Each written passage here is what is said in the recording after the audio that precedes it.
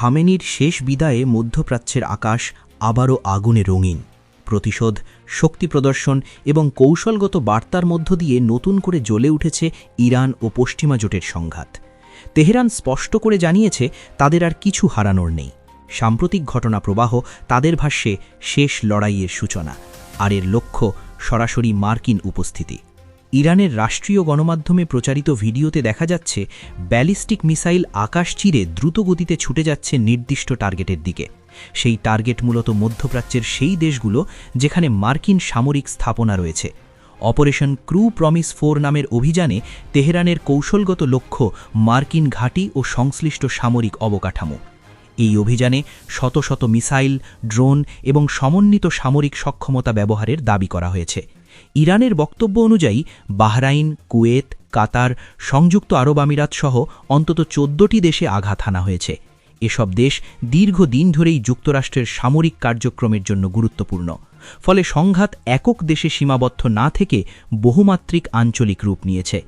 ইসরায়েলও সরাসরি এই হামলার আওতায় এসেছে। তেল আবিবে ইরানি মিসাইল আছড়ে পড়ার দাবি করা হয়েছে এবং ইসরায়েল ইতিমধ্যে প্রথম মৃত্যুর খবর নিশ্চিত করেছে। একই সঙ্গে উত্তরের উপকূলীয় শহর হাইফার দিকেও উত্তেজনা চরমে। সেখানে অবস্থানরত মার্কিন রণতরী জেরাল্ড ফোর্ডকে লক্ষ্য করে মিসাইল ছোড়ার দাবি করেছে Iran. IRGC, Islamic revolutionary guard corps, ঘোষণা দিয়েছে যে তারা মার্কিন নৌবাহিনীর একটি জাহাজে গুরুতর ক্ষতি সাধন করেছে। এমএসটি নামের ওই জাহাজ যুদ্ধ সহায়তায় ব্যবহৃত হচ্ছিল বলে তাদের দাবি। তারা আরও বলেছে মার্কিন নৌবাহিনীর অন্যান্য যুদ্ধজাহাজ এবং সামরিক নৌযান তাদের মিসাইল ও ড্রোনের নাগালের মধ্যেই রয়েছে। এটি শুধু সামরিক আঘাত নয়, বরং মনস্তাত্ত্বিক চাপও সৃষ্টি করছে। আকাশযুদ্ধে পরিস্থিতি আরও জটিল। ইরান দাবি করেছে যে গত কয়েক ঘণ্টার মধ্যে তারা শত্রুপক্ষের 12টি যুদ্ধ ও গোয়েন্দা ড্রোন ভূপাতিত করেছে। এর মধ্যে 5টি ইসরায়েলি হারমিস ড্রোন বলে ধারণা করা হচ্ছে। আধুনিক যুদ্ধে ড্রোন কেবল নজরদারির জন্য নয়, বরং নিখুঁত হামলার গুরুত্বপূর্ণ হাতিয়ার।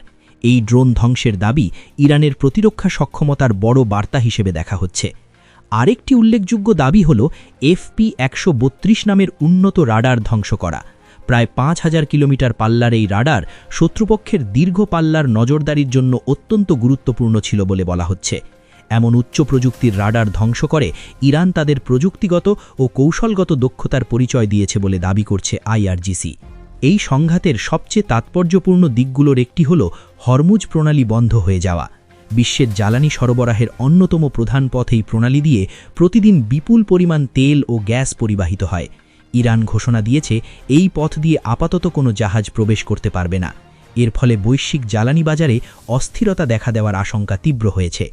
সমুদ্রপথের পাশাপাশি স্থলভাগ ও আকাশপথেও বিস্ফোরণের খবর ছড়িয়ে পড়েছে। সৌদি আরবের রাজধানী রিয়াদের দিকেও মিসাইল ছুড়ে যাওয়ার দাবি করা হয়েছে। দুবালি ইন্টারন্যাশনাল বিমানবন্দর একাধিক বিস্ফোরণে মারাত্মকভাবে ক্ষতিগ্রস্ত হয়েছে বলে ইরানি সূত্র জানাচ্ছে। ফলে আঞ্চলিক বাণিজ্য ও যাত্রী চলাচলে বড় ধাক্কা লেগেছে। কাতারেও আঘাত এসেছে। সেখানে অন্তত 16 জন আহত হওয়ার খবর পাওয়া গেছে। সংঘাত শুরুর পর কেবল এই দেশেই 66টি মিসাইল নিক্ষেপ করা হয়েছে বলে দাবি তেহরানের। এটি দেখায় যে হামলার ব্যাপ্তি কতটা বিস্তৃত ও সমন্বিত ছিল। মার্কিন 5ম নৌবাহিনীও হামলার আওতায় এসেছে বলে জানানো হয়েছে। পারস্য উপসাগরে দীর্ঘদিনের মার্কিন উপস্থিতি এই সংঘাতকে আরও জটিল করেছে। ইরান বলছে যুক্তরাষ্ট্র সরাসরি যুদ্ধ সহায়তা দেওয়ায় তাদের ঘাঁটি লক্ষ্যবস্তুতে পরিণত হয়েছে। এই মুহূর্তে মধ্যপ্রাচ্যের বিভিন্ন দেশের আকাশে বিমান চলাচল সীমিত, সমুদ্রপথে জাহাজ চলাচল ঝুঁকিপূর্ণ এবং সামরিক সতর্কাবস্থা জারি রয়েছে। বিভিন্ন দেশের দূতাবাস নাগরিকদের সতর্ক থাকার পরামর্শ দিচ্ছে। বিশ্লেষকরা মনে করছেন এই সংঘাত কেবল তাৎক্ষণিক সামরিক লড়াই নয়, এটি একটি বৃহত্তর ভূরাজনৈতিক শক্তির লড়াই। একদিকে ইরান নিজেদের অস্তিত্ব ও প্রতিরক্ষা সুরক্ষার কথা বলছে, অন্যদিকে যুক্তরাষ্ট্র ও তার মিত্ররা একে আঞ্চলিক স্থিতিশীলতার বিরুদ্ধে বড় হুমকি হিসেবে দেখছে। ড্রোন, ব্যালিস্টিক মিসাইল এবং সমন্বিত নৌ অভিযান সব মিলিয়ে এটি আধুনিক যুদ্ধের এক বহুমাত্রিক চিত্র। প্রযুক্তিগত সক্ষমতা, গোয়েন্দা তথ্য সংগ্রহ, দ্রুত প্রতিক্রিয়া সব উপাদান এখানে কাজ করছে সমান্তরালভাবে।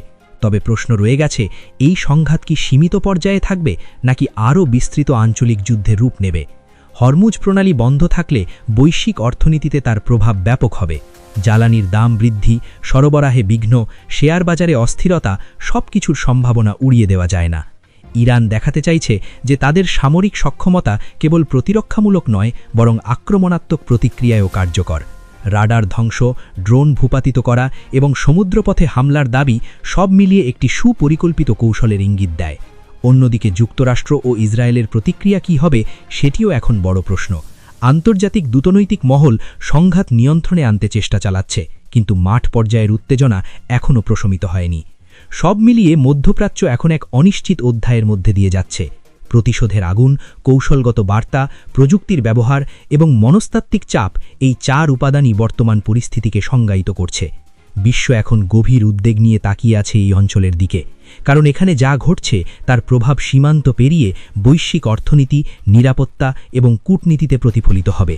এই সংঘাত শেষ পর্যন্ত কোথায় গিয়ে থামবে তা সময়ই বলে দেবে। তবে আপাতত মধ্যপ্রাচ্যের আকাশে যে আগুন জ্বলছে তা নিছক সামরিক অভিযান নয়, এটি এক বিস্তৃত শক্তির লড়াইয়ের প্রতিচ্ছবি।